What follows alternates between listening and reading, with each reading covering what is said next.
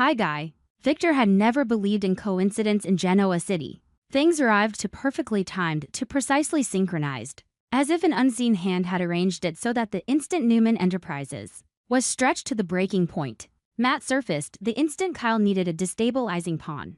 Matt possessed just enough recklessness and hatred to become a blade, aimed straight at the Newman core. Victor saw that from the beginning, but what kept him awake was not the boldness of a new enemy. It was the creeping sensation that Matt had not come merely to sabotage. Matt had come like an answer buried for far too long. Like a missing piece the past had tried to hide, only for fate to return it at the exact moment Newman was most vulnerable. When Victor started digging, he was no longer chasing an ordinary plot. He was chasing an origin story. And the deeper he went, the more he realized he was stepping into the shadowed territory of his own family, where the truth could do more than shatter reputations. It could dismantle the very identity he had built his life on. At first, every trail pointed to a deliberate campaign against Newman. Matt did not move like an impulsive drifter. His strikes had a cold internal logic, landing on the right weak points, exploiting the right fears, and most dangerously, making other people believe they were the ones controlling him. Kyle saw Matt as a tool.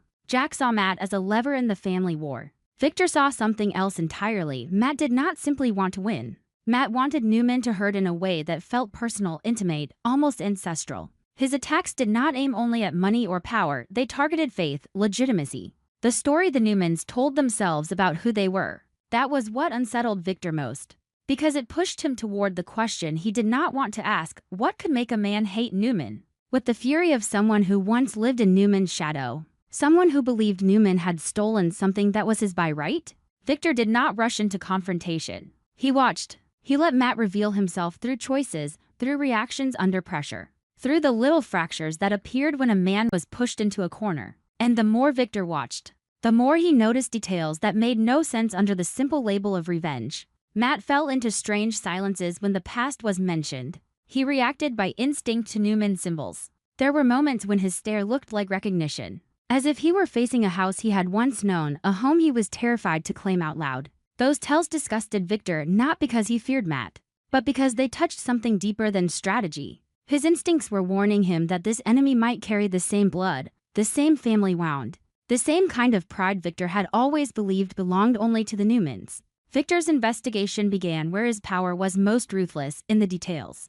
Paper trails, history, the gaps that people assumed would never matter. The first anomaly was not what Matt said, but what could not be proven. Years in Matt's record looked as if they had been cut out of reality. Names blurred like fog. Old links hovered in the background, figures who had once drifted around the Newman orbit decades ago. Victor did not need anyone else to believe him. He needed the truth. And the more he dug, the more it felt like he was scraping dirt away from a grave that contained a family secret someone had sworn would never be disturbed. He began to understand that if Matt truly had a blood tie, this was no longer Newman versus Abbott. This was a war inside Newman's own walls, where the loser would not merely lose a company, but the right to define who he was. The turning point arrived when Victor faced the question he hated most. What if Matt was not simply a pawn being used by Kyle? But Kyle was only the temporary hand holding the string of a bomb triggered long ago? Who had planted that bomb, and why did it have Matt Clark's name on it? Victor's unease hardened into a clear shape. The truth was close enough now that he could no longer retreat without feeling it at his back. Because if Matt was only an enemy, Victor could crush him. But if Matt was family, Victor would have to face something far more difficult than any rival, accepting that within the Newman legacy he had constructed, there was a lost brother, a missing life, a crack no amount of money or dominance could plaster over.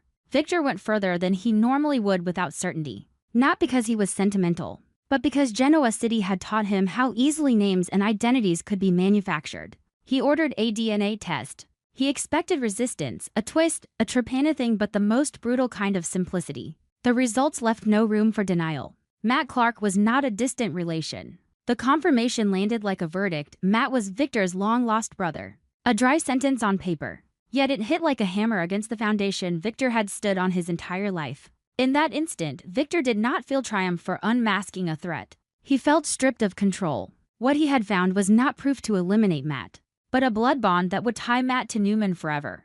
Victor's shock did not erupt into immediate rage. It sank into him like cold spreading through bone. He re-examined everything: Matt's attacks, the precision of his cruelty, the way he knew too much. The way he hated Newman, as if Newman had shut a door in his face and left him outside in darkness. Suddenly it all had meaning. And that meaning was terrifying because it turned Matt from an enemy into an indictment. Not an indictment of Matt, but of the Newman family itself. If Matt was Victor's brother, then the question stopped being what Matt wanted. The question became what Newman had done to create Matt. Who had been abandoned? Who had been erased? What secret had been buried so deep that it could return now, demanding payment with interest? While Victor struggled to keep his footing under that truth, the old family war continued, moving by inertia. Kyle kept believing Matt was his ace. Jack kept treating Matt as a strategic detour to pressure Newman. But once Victor understood that the tool Kyle was using was Newman blood, he did not only see danger to the company, he felt a profound humiliation. Kyle and Jack were touching a piece of the Newman soul without understanding the force they were handling. They thought they controlled Matt, when in reality they had opened a door for a family revenge storm, something that could rip apart every boundary between hatred and kinship.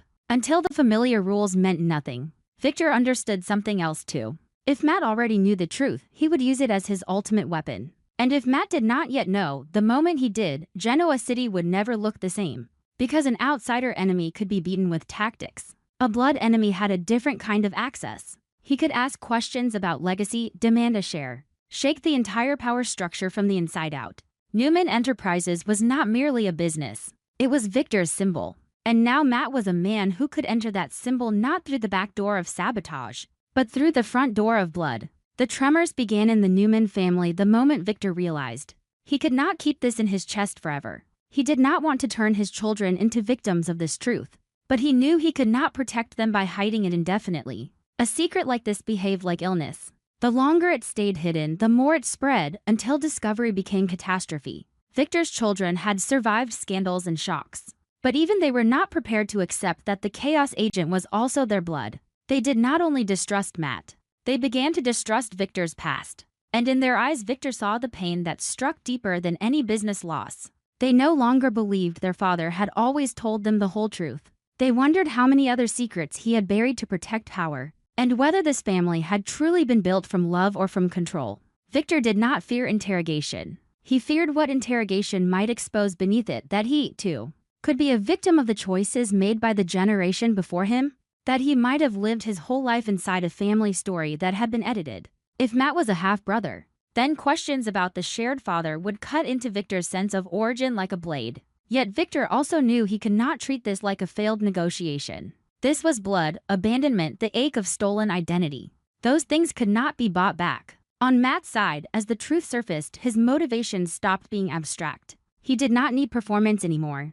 He carried a bitterness that had hardened over years into survival instinct. For Matt, Newman was not simply a wealthy dynasty. Newman was the symbol of a door slammed shut, of a life he believed he should have had. Everything Victor built looked, through Matt's eyes, not like achievement, but like evidence of injustice. If Victor had everything, then Matt needed an explanation for why he had been left with nothing but shadow. That explanation, whether accurate or distorted, had fed him long enough to turn him into someone willing to burn everything just to prove Newman was not as clean as they pretended.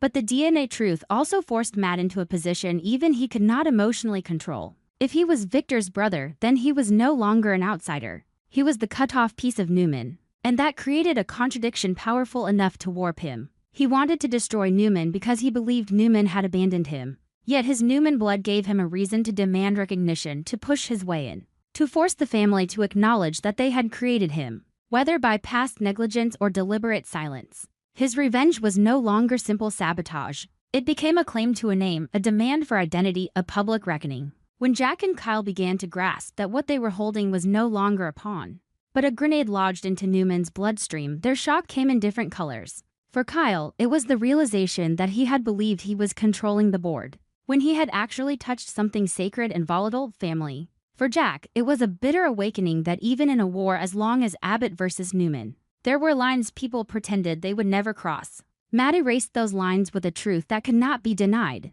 They could despise Victor. They could want Newman weakened.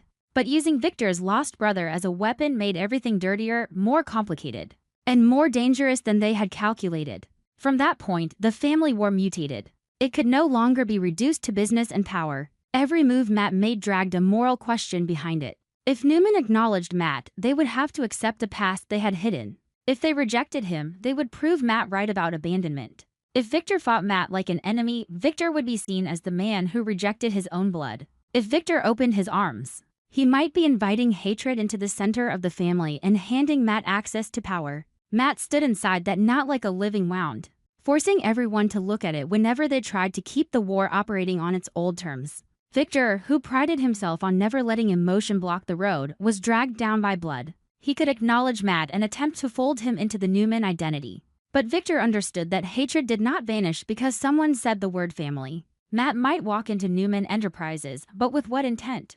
Integration or takeover? Victor feared something even more humiliating. Whether he himself could ever look at Matt as a brother, or whether he would always see him as an enemy wearing the mask of kinship. Matt, meanwhile, was trapped between two instincts that could destroy him in opposite directions. On one side lived the rage that had kept him alive, the vow of revenge that had become his identity. On the other side lived the truth that he was not nobody. He was Newman. He had the right, at least biologically, to stand where he had once been forced to stand outside.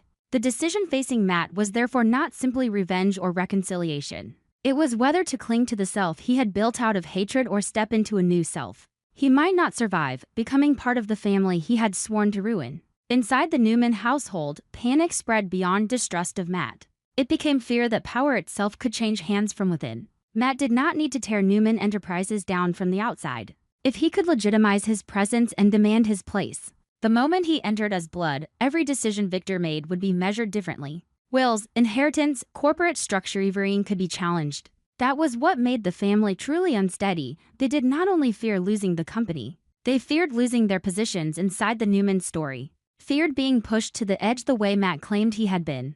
Victor saw that future with sharper clarity than anyone. He had built Newman Enterprises with willpower. He could not allow it to be torn apart by a past he did not control. But he also knew that if he used force to block Matt, he would be repeating the very cruelty Matt accused Newman of, the cold dismissal of anyone deemed unworthy of belonging. That inner conflict made Victor more dangerous than usual. Because when Victor cannot identify what is right, he defaults to what is effective. This time, effectiveness might mean cutting off blood or opening the door for a storm. Jack and Kyle were pulled into the psychological whirlpool as well.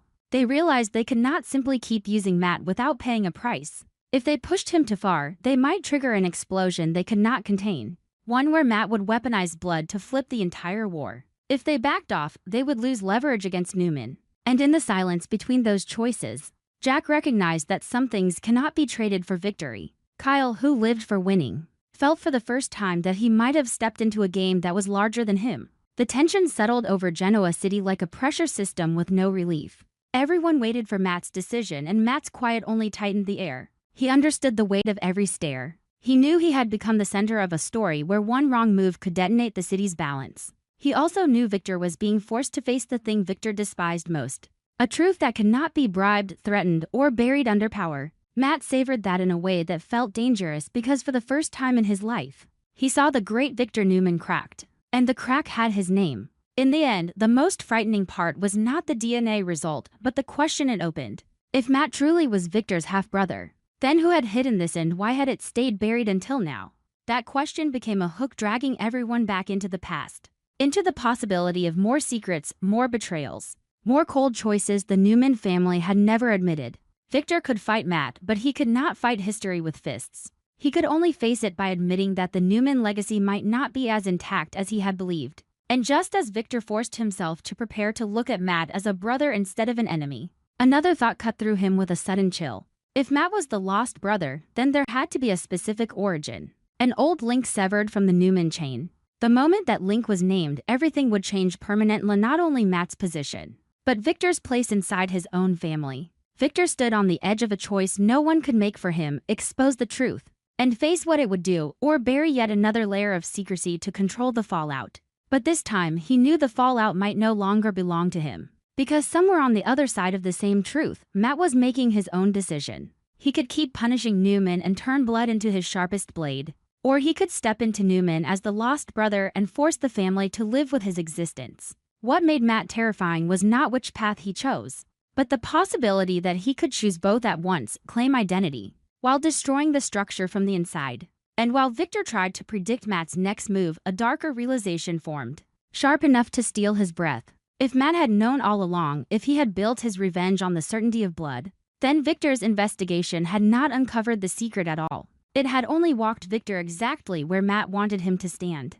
The idea left Victor frozen because it meant that from the start Matt was never Kyle's pawn, never Jack's tool. Matt had been rewriting the rules the entire time. And the worst part was the timing of Victor's understanding. He might have stepped into that trap too late to climb back out. Victor understood that some secrets don't stay buried because people hide them well, but because they are simply waiting for the right moment to walk into the light on their own. After the truth about Matt's blood tie shook Genoa City, Victor should have stopped. Should have focused on the fractures spreading inside his own family. Should have kept Newman Enterprises from collapsing under the aftershocks. Yet his unease didn't fade, it only changed shape, as if Matt's story hadn't reached bottom at all. Something kept clinging to Victor's mind. Matt couldn't be only a man abandoned and returned to demand a name and exact revenge. Every time Victor stared at the empty spaces in Matt's records, at years blurred as if someone had rubbed them out on purpose, he sensed another thread, another shadow, something running parallel to Matt that was only now beginning to surface.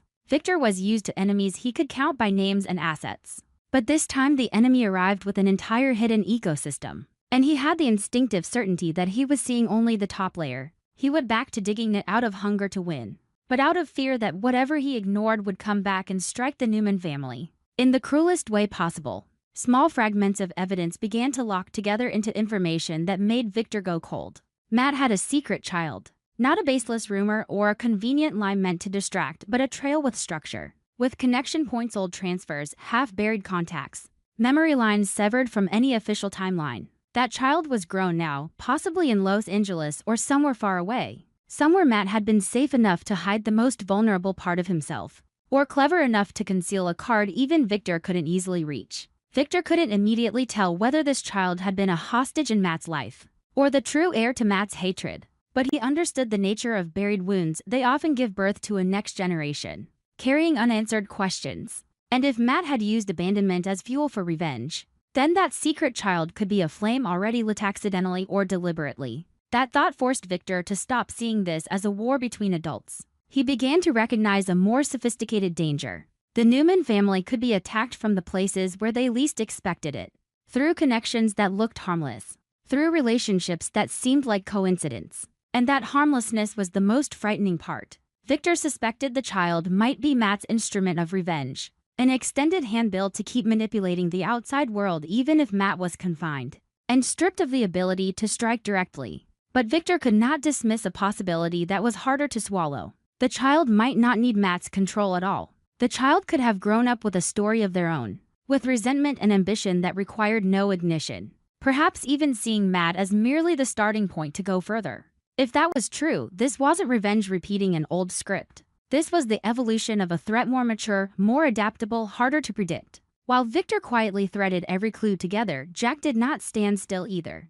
Jack understood perfectly if Matt had a secret child, then that was an absolute weakness and also the perfect lever. Jack was holding Matt like a blade, and the sharpest blade is the one whose handle rests in someone else's hand. Jack began investigating in secret, not out of sympathy or moral curiosity, but because strategy demanded he find the next advantage before Victor did. That created a dangerous alignment. Both Victor and Jack were hunting the same shadow, but for different reasons. And those different reasons could push that shadow deeper into darkness where it could strike back harder. Victor felt it like stepping on thin glass, one misstep, and both sides could fall into the same abyss. Then a name surfaced like black ink on white paper, Raven. Victor didn't need to know whether the name was chosen by chance or for symbolic intent.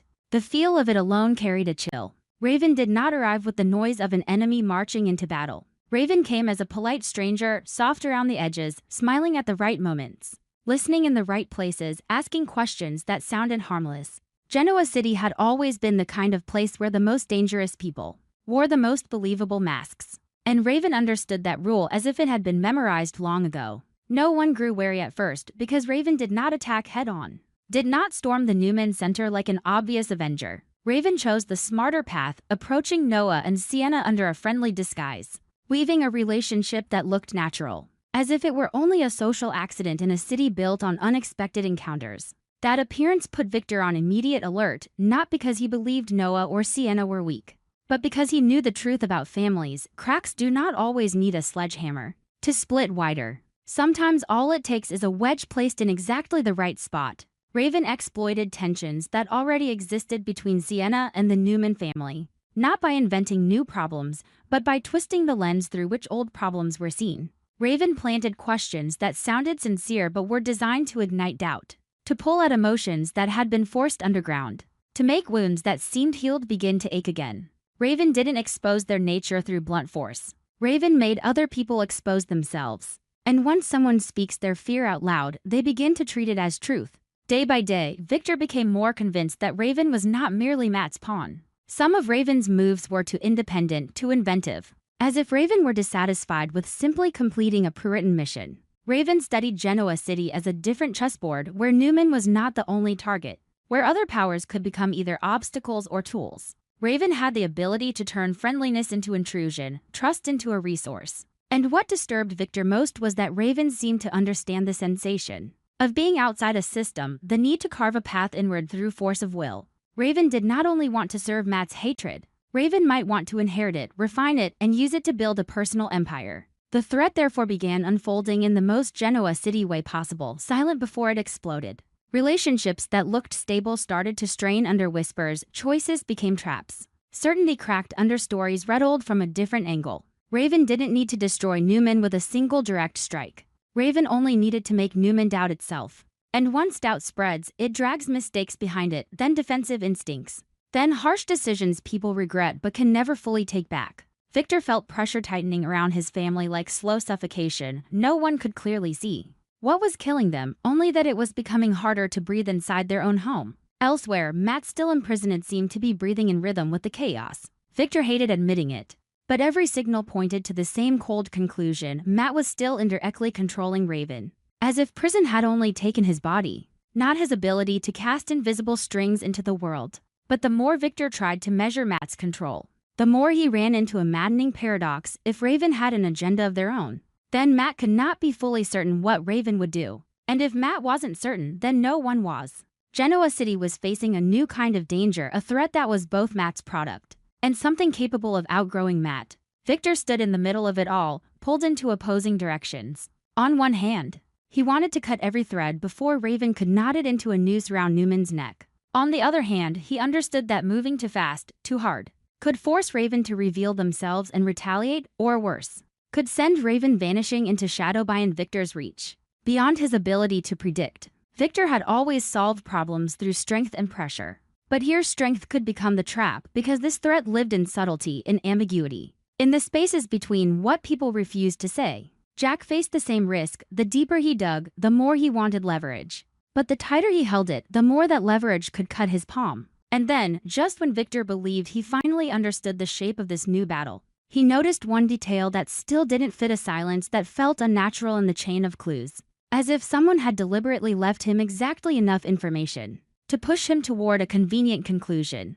Victor felt himself being guided not only by Matt, but by Raven too. As if Raven wanted Victor to see Raven in a specific way. That realization unsettled him more than any obvious threat. A true predator doesn't just target prey, it controls how the prey understands the predator. That night, Victor looked out through the window. Genoa City lights scattered like fragile points over black water. He understood the story might not be ending at all and might not have truly begun. Raven had come close enough to touch Newman, yet stayed far enough to keep the true limits hidden. Matt was locked away, but his influence moved like a shadow that didn't require a body to exist.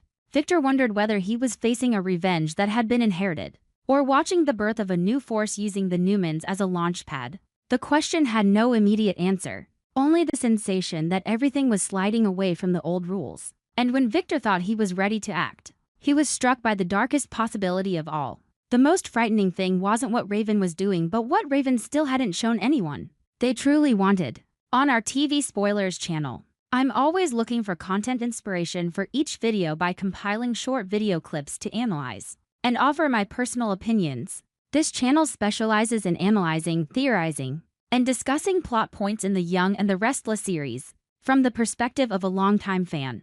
Through this, viewers can gain deeper, more objective, and more interesting insights. Subscribe to the channel to stay updated on the latest news about the Young and the Restless series.